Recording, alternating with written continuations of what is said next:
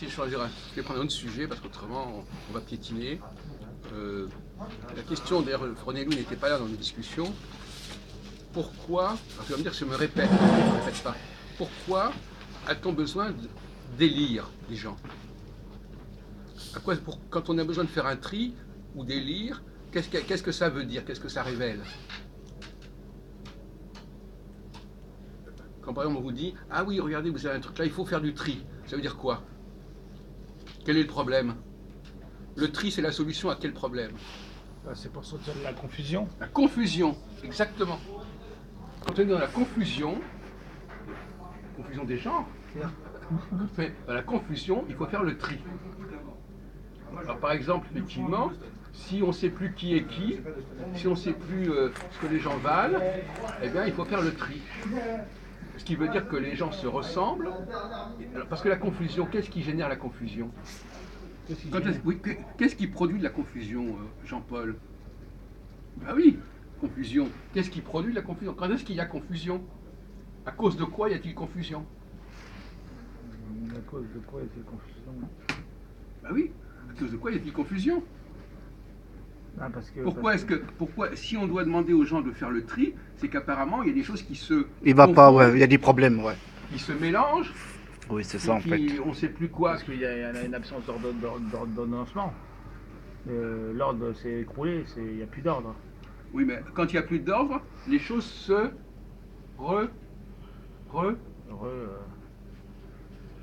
Recommence. Ça se reconstitue. Non, quand il n'y a pas, s'il n'y a pas d'ordre, s'il y a une confusion, ça veut dire que les choses se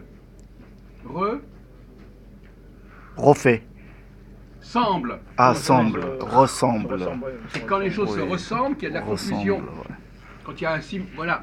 Oui, je comprends. Il faut quand même se réveiller un petit peu. Donc, quand la similitude, les choses qui ont l'air pareilles, ça crée de la confusion. Oui. Et donc l'élection est là pour mettre fin à de la confusion. C'est pas facile. Hein. Mais si les choses se ressemblent, elles se ressemblent, mais elles ne sont pas vraiment semblables. C'est ça que ça veut dire? Oui, elles sont semblables. Comment? Elles sont Elles sont semblables, mais elles ne sont pas semblables. Je comprends pas très bien. non, elles sont semblables. Enfin, elles se ressemblent, oui. Alors si elles sont semblables, en quoi elles diffèrent? Elles sont semblables, c'est qu'elles ont quand même des points de divergence. Elles sont pas complètement. Il y a du même et de l'autre, on va dire. Alors est-ce que vous, par exemple, René Louis, sur le plan grammatical, quand vous employez le mot semblable, qu'est-ce que vous comprenez? Si je dis les choses sont semblables. Si Semblable, ça veut dire elles sont pas différentes. ça Donc ressemble. quelque part, quand c'est semblable, alors il faudrait employer un langage plus pointu, qui est peut-être parce que notre langage n'est pas assez pointu. Mais si les choses sont semblables, elles ne peuvent pas être différentes. Disons qu'elles ont des points communs, ouais, voilà. Mais elles sont quand même différentes. Donc il ne faut pas employer le mot semblable dans ce cas-là. On peut dire un autre mot alors. Voilà. Parce qu'on s'aperçoit qu'on est parfois on est piégé par le langage. Les gens en profitent d'ailleurs. Ils en profitent. Ils savent qu'un mot veut dire une chose et son contraire. Hein? Semblable, ça veut dire... Alors il y a des gens qui disent c'est semblable parce qu'ils ont un point commun. Voilà. Mais c'est pas vraiment semblable. C'est tous des êtres humains qui se présentent. Semblable, ça veut dire qui ressemble. Qui se ressemblent. Qui se ressemble, mais c'est pas La même chose. Voilà, se présentent. Oui, alors justement, quand il y a confusion, la Ça veut dire qu'il y a un problème. Elle est due à quoi? Au fait que les choses sont semblables, ou qu'elles ne sont pas semblables, ou qu'elles sont Ça veut dire semblables? la confusion, c'est quand les choses sont semblables, on les prend pour identiques, alors qu'elles ne sont pas. Donc c'est le mot identique qu'il aurait dû utiliser? Non, le mot semblable est bien, voilà, c'est ça. Oui. Comment? C'est bien ça, c'est semblable. Parce qu'on les prend pour identiques, c'est là qu'on... Non mais lui il distingue, il dit Oui, elles sont pas... des choses sont différentes, mais qui se ressemblent, et c'est pas qu'elles se ressemblent qu'on les prend pour identiques. Oui, mais j'ai l'impression quand même qu'on n'a pas le droit de dire que des choses qui ont des éléments en commun sont semblables. Non, c'est autre chose. Voilà, donc justement c'est ça le problème. Donc il y a un problème sémantique là. On ne peut pas dire ça. Semblable, Si on ça, commence ça- à dire ça, on dit n'importe quoi. Semblable, ça veut dire grande ressemblance. Ouais, Globalement mais ressemblant. les présidents, ils le font. Donc Hein. comment mettons fin à une Bah oui. apparence de similitude? Le problème, qu'est-ce que vous pensez par exemple de l'assimilation? Ah. Par exemple, est-ce que par exemple les immigrés, pour prendre les cas des immigrés par exemple, est-ce qu'on leur demande pas d'être semblables, de s'assimiler? D'une certaine manière, oui, de se rendre semblable, oui. Donc, par certains côtés, tout au moins pour s'assimiler, oui. Parce que dans l'assimilation, il y a une sorte d'intégration. Enfin de... La société, ouais. L'assimilation, ça peut être aussi une volonté de s'assimiler. C'est pas forcément, c'est un projet, c'est pas forcément une réalité. Après, il y a plus ou moins d'assimilation. Selon les cas, selon... Alors, donc finalement, l'assimilation crée de la confusion. confusion. Donc, les gens qui cherchent à s'assimiler, ils créent de la confusion parce Oui. qu'ils font passer ce qui est différent pour semblable. Oui, c'est un sujet intéressant sur le plan même sémantique, même sur le plan linguistique.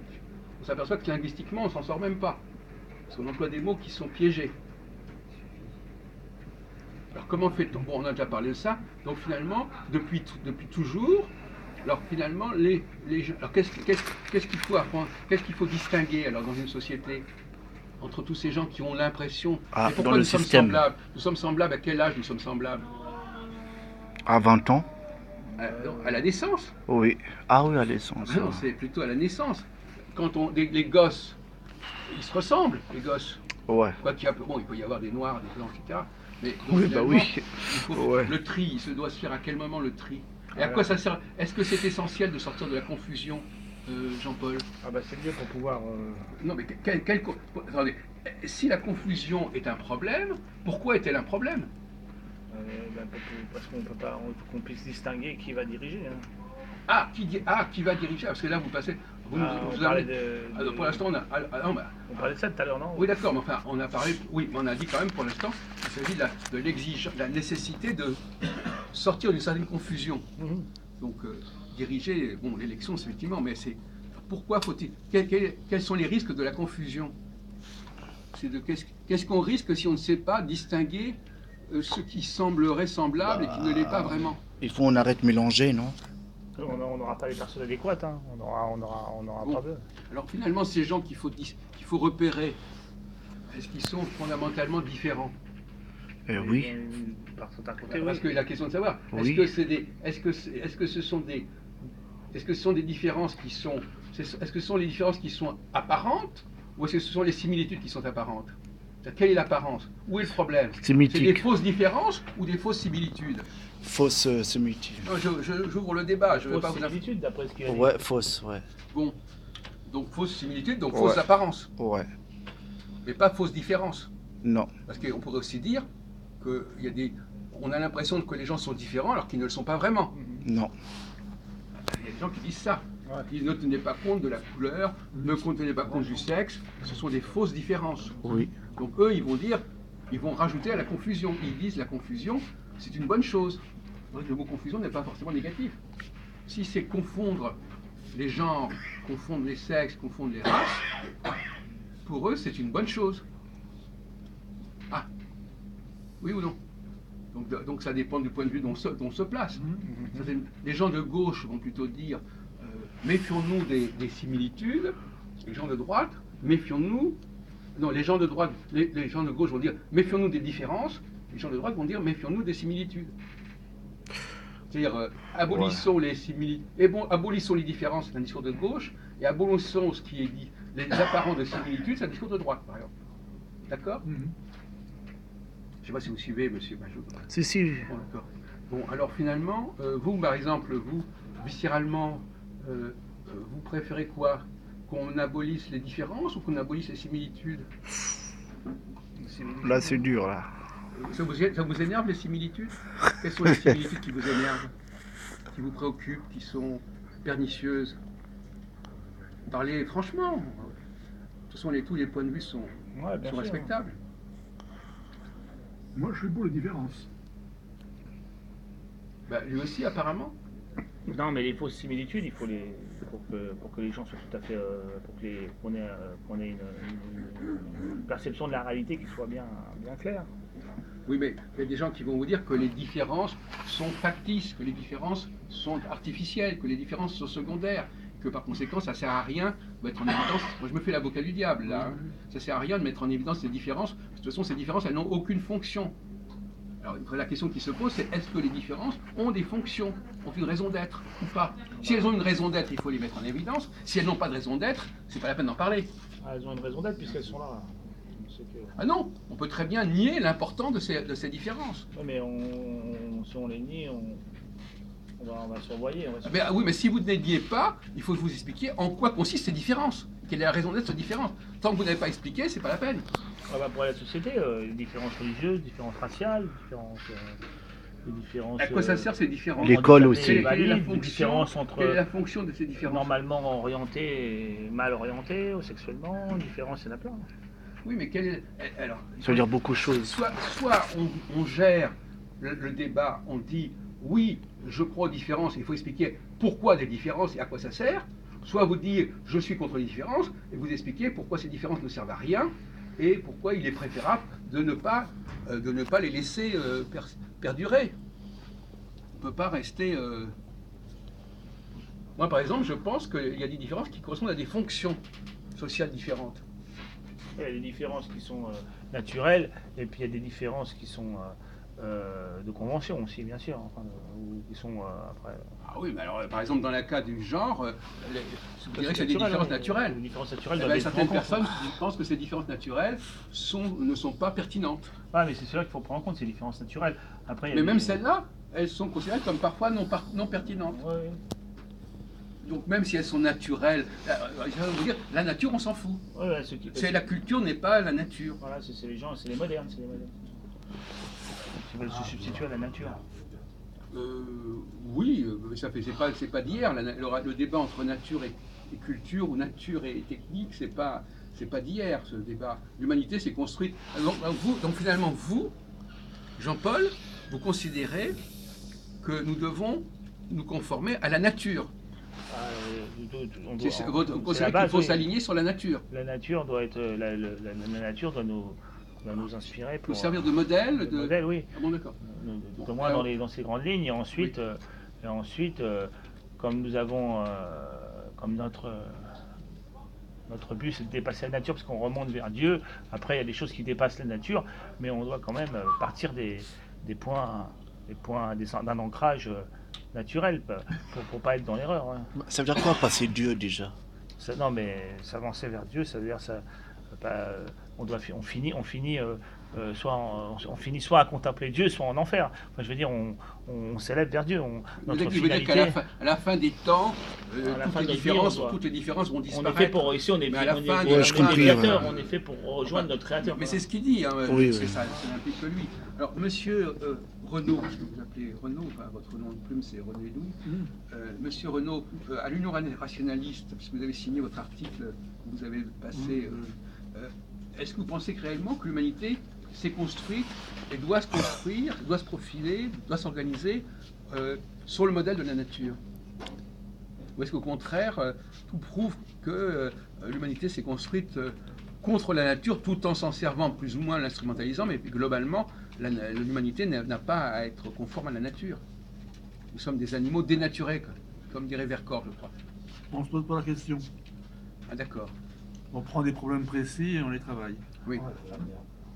Bon, enfin, vous êtes conscient des rapports entre science et technique, par exemple? Oui.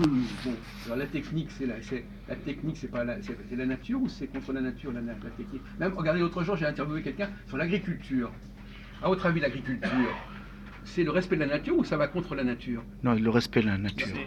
Attention, c'est un piège. L'agriculture, Oui. c'est Putain, filmez, monsieur. une prolongation de la nature, c'est-à-dire que c'est l'application de la rationalité de l'homme. Dieu a mis en l'homme la raison, et l'homme doit se conformer à la nature, suivre les cycles, suivre le droit naturel, ce que Dieu a mis en lui, et à partir de là, il a une capacité limitée, mais très existante de créer, de continuer la création à travers la culture, que ce soit la culture à tous les niveaux. Voilà. Alors, René Louis, l'agriculture s'est-elle construite en accord avec la nature ou contre la nature? Les deux. Ouais. Les deux. Oui. C'est un prolongement. La nature, Non. c'est le socle. Elle prend Et on- appui sur la nature et elle Voilà, est on contre prend la appui, nature. Oui. et on amène quelque chose de plus dans notre rationalité que Dieu a mis en nous Non, mais s'il y a- pour pouvoir vous savez, la s'il y a- travailler. S'il y a un débat entre les agriculteurs et les écologistes, C'est justement Alors, parce que... après, il y en a qui dépassent les bornes. Il y en a qui se servent il y en a qui ont des idéologies il y a le faux, ceux qui attaquent, qui sont contre le vrai, contre les bonnes fins de la société, et qui sont la subversion. Et les écologistes, c'est une sorte de subversion. Eux, en fait. Non, les écologistes, ils disent que c'est les paysans qui sont dans la subversion. Oui, mais ils ont tort, parce que bon, bien sûr, après, il y a certains paysans poussés parce qu'on a diminué leur nombre et on leur demande de produire plus. Ils ont amené des produits qui produisent des mauvais effets, c'est vrai. Mais tous ces écologistes là, les vaches, tout ça, ouais. Ils ont une philosophie de départ qui est idéaliste et qui. Alors eux, ils veulent se conformer à la nature, les écologistes. Vous avez un discours écologiste. Non, ah ben si, ils ne veulent pas se conformer à la nature. Eux, les écologistes, ils se servent de la nature pour attaquer leurs ennemis. Ils veulent changer la société. Ce sont des marxistes en fait. Et pour marxiser la société, ils se servent ils détournent en se disant écologistes. En fait, ils se disent verts, mais au fond d'eux, ils sont rouges. Mais enfin, je vais vous poser parce que moi je viens du salon Marjolaine, où justement j'ai rencontré des écologistes, enfin des gens de l'anthroposophie, de Steiner, etc. Ah oui, ça c'est une secte très dangereuse. Oui, très dangereuse. Ah ouais? Oui, Steiner, l'anthroposophie. La biodynamie, etc. D'ailleurs, ils ont été proches du National Society d'ailleurs. Ah oui, je savais pas. Je crois qu'Hitler a fait même partie de leur. Il n'a fait pas partie, mais il était proche. D'accord. Mais bon. Mais Hitler n'a pas fait que des bonnes choses.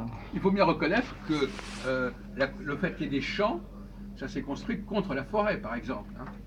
Oui, bien sûr. Il y a des tas d'animaux qui ont été modifiés. Le jardin, c'est ça, le jardin, on nettoie, on taille voilà. Raisonnablement, et on donne c'est de l'art aussi, on amène un côté artistique, et on transforme la nature comme le château, pour lui donner un plus, parce que ça c'est on part de la nature, mais on va vers un plus, un embellissement, quand c'est bien fait. Bon, alors on va rebondir sur la question, le corps humain, par exemple, le corps humain, chaque organe a sa fonction. C'est logique. À votre avis, dans une société, on peut considérer qu'une société fonctionne comme un corps humain, alors, avec différents organes, analogie, oui, fonctions. Il y a une analogie entre les le corps social et le corps. Oui, il y a eu des analogies tout à fait avec la tête. Non, mais pour justifier le débat sur ne pas confondre, il ne faut pas confondre les différents organes d'une société, comme il ne faut pas confondre les différents organes du corps humain. Voilà, il y a différents organes, il y a différentes. On appelle des ordres. Les anciens régimes, il y avait des ordres. Ceux qui prient, ceux qui combattent, ceux qui travaillent. Et dans ceux qui travaillent, il y avait encore une redivision entre ceux qui sont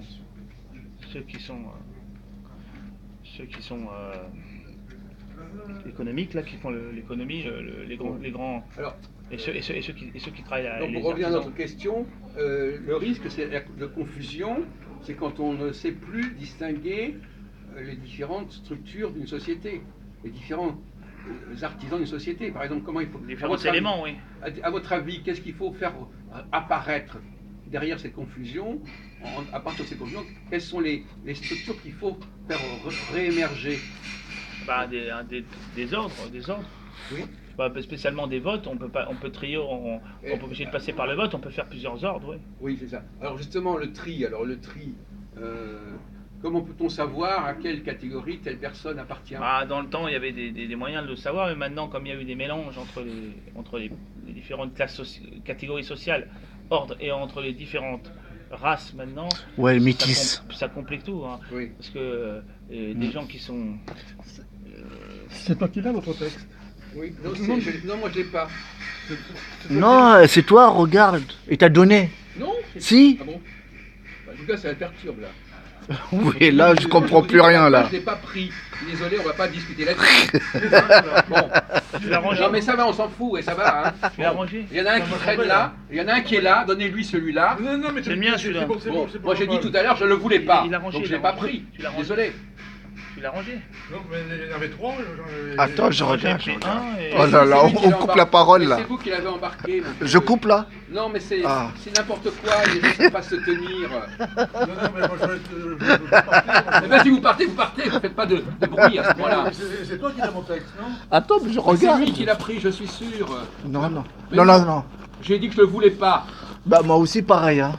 Tu m'as dit on verra pour faire la photocopie en fait. Non, c'est pas moi. Franchement. Il va pas se rendre intérêt. Déjà, il nous fait chier. Ça suffit.